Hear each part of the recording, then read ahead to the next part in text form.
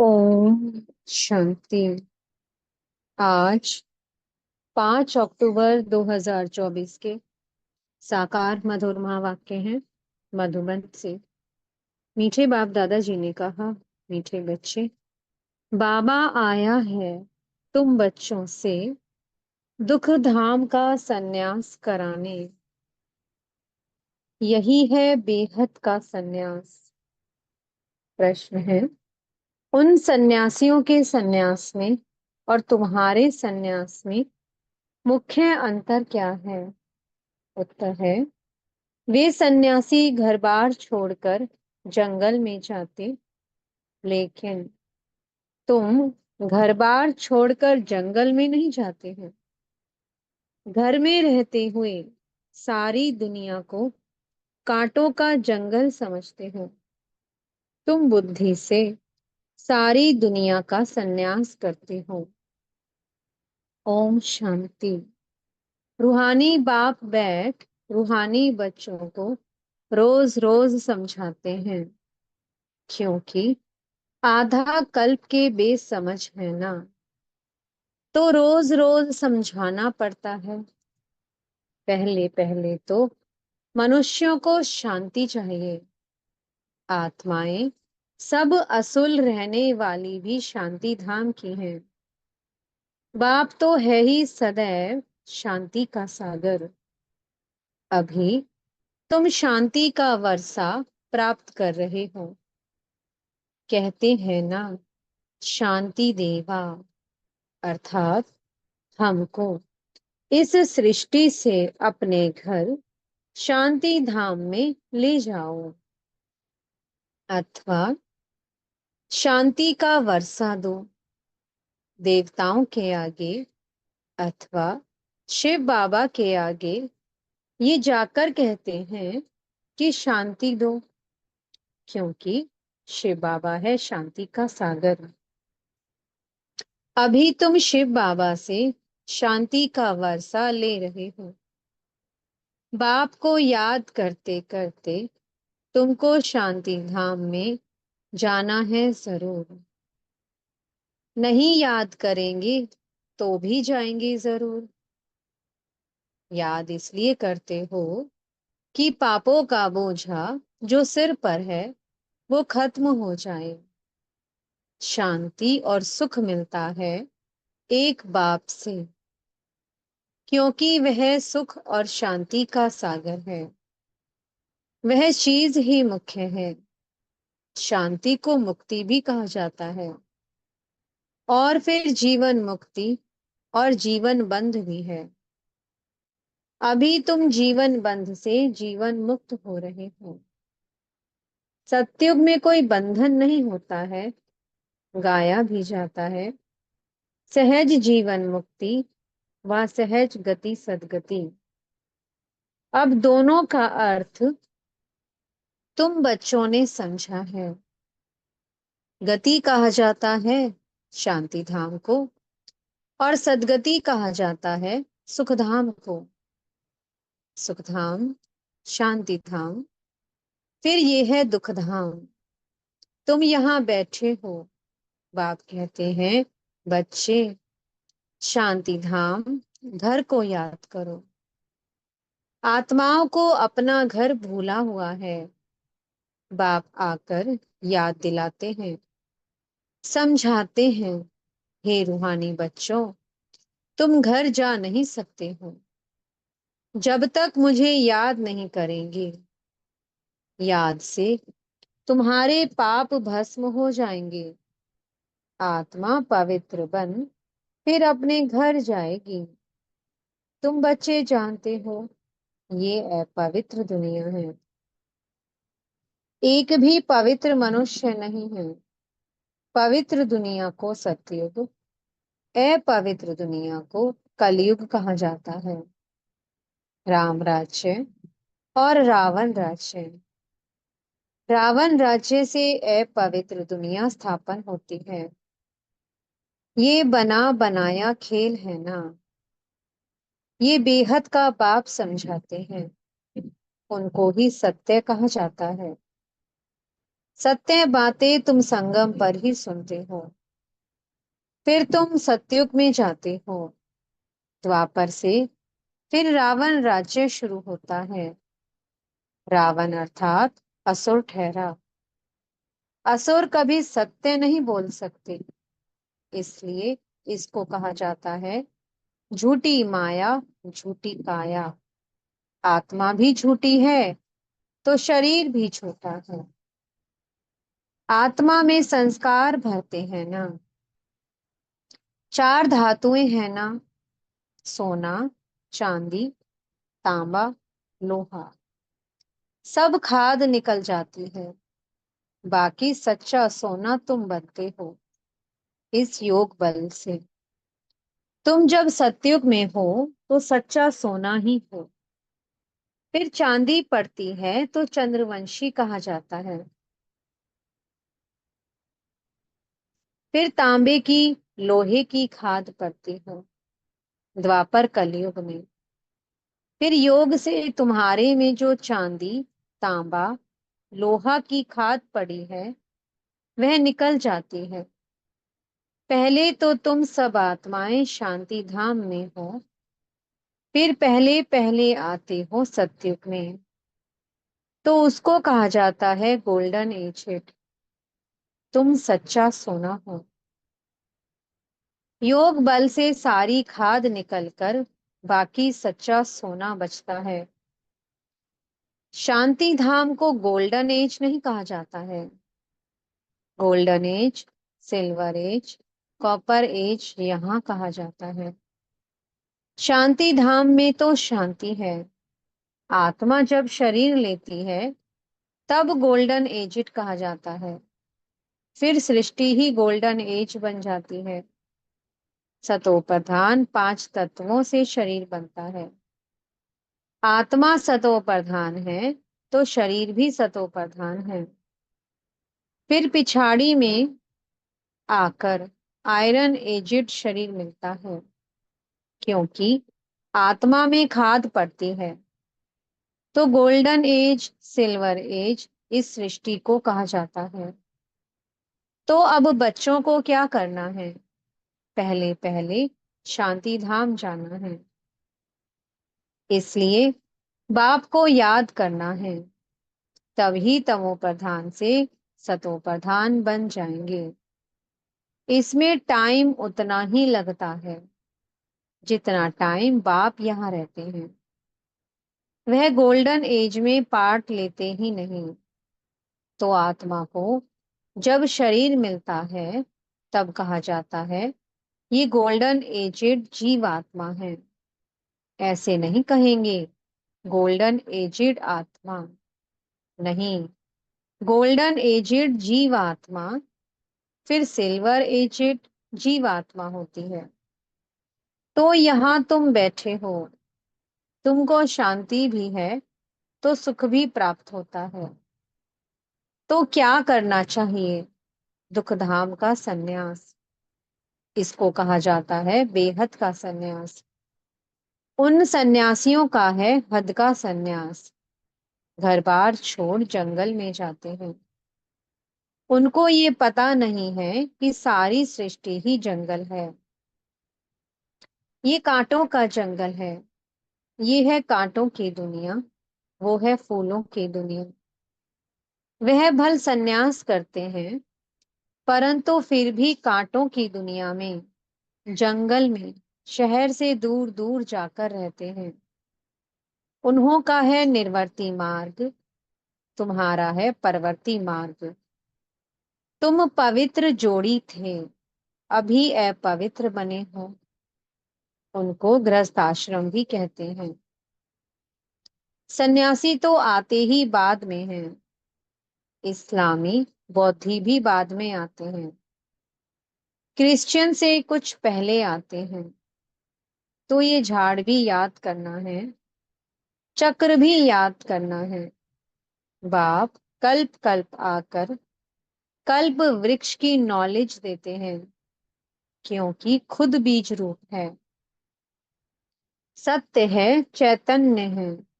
इसलिए कल्प कल्प आकर कल्प वृक्ष का सारा राज समझाते हैं। तुम आत्मा हो, परंतु तुमको ज्ञान सागर, सुख का सागर, शांति का सागर नहीं कहा जाता। ये महिमा एक ही बात की है, जो तुमको ऐसा बनाते हैं। बाप की ये महिमा सदैव के लिए है। सदैव वह पवित्र है और निराकार है। सिर्फ थोड़े समय के लिए आते हैं पावन बनाने। सर्वव्यापी की तो बात ही नहीं है। तुम जानते हो बाप सदैव वहां ही रहते हैं। भक्ति मार्ग में सदैव उनको याद करते हैं। सतयुग में तो याद करने की दरकार नहीं रहती है। रावण राज्य में तुम्हारा चिल्लाना शुरू होता है, वही आकर सुख शांति देते हैं। तो फिर जरूर अशांति में उनकी याद आती है। बाप समझाते हैं, हर 5,000 वर्ष बाद मैं आता हूँ। आधा कल्प है सुख, आधा कल्प है दुख। आधा कल्प के बाद ही रावण राज्य शुरू होता है। इसमें पहला नंबर मूल है दे अभिमान। उसके बाद ही फिर और विकार आते हैं। अब बाप समझाते हैं, अपने को आत्मा समझो, देही अभिमानी बनो। आत्मा की भी पहचान चाहिए। मनुष्य तो सिर्फ कहते हैं कि आत्मा भ्रुकुटी के बीच चमकती है। अभी तुम समझते हो कि वो है अकाल मूरत। उस अकाल मूरत आत्मा का तख्त ये शरीर है। आत्मा बैठती भी भ्रुकुटी में हो। अकाल मूरत का ये तख्त है। सब चैतन्य अकाल तख्त है। वह अकाल तख्त नहीं जो अमृतसर में लकड़ी का बना दिया है। बाप ने समझाया है, जो भी मनुष्य मात्र है, सबका अपना अपना अकाल तख्त है।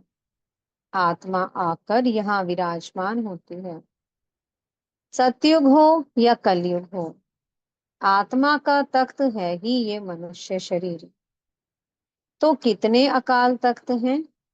जो भी मनुष्य मात्र हैं, अकाल आत्माओं के तख्त हैं। आत्मा एक तख्त छोड़ झट दूसरा लेती है। पहले छोटा तख्त होता है, फिर बड़ा होता है। ये शरीर रूपी तख्त छोटा बड़ा होता है। वह लकड़ी का तख्त, जिसको सिख लोग अकाल तख्त कहते हैं, वह तो छोटा बड़ा नहीं होता। ये किसको भी पता नहीं है कि सब मनुष्य मात्र का अकाल तख्त ये भ्रुकुटी है। आत्मा अकाल है, कब विनाश नहीं होती। आत्मा को तख्त भिन्न भिन्न मिलते हैं। सतयुग में तुमको बड़ा फर्स्ट क्लास तख्त मिलता है। उनको कहेंगे गोल्डन एजेड तख्त। फिर उस आत्मा को सिल्वर, कॉपर, आयरन एजेड तख्त मिलता है। फिर गोल्डन एजेड तख्त चाहिए तो जरूर पवित्र बनना पड़े। इसलिए बाप कहते हैं, माँ में कम याद करो तो तुम्हारी खाद निकल जाएगी। फिर तुमको ऐसा दैवीय तख्त मिलेगा। अभी ब्राह्मण कुल का तख्त है, पुरुषोत्तम संगम युग का तख्त है। फिर मुझ आत्मा को ये देवताई तख्त मिलेगा।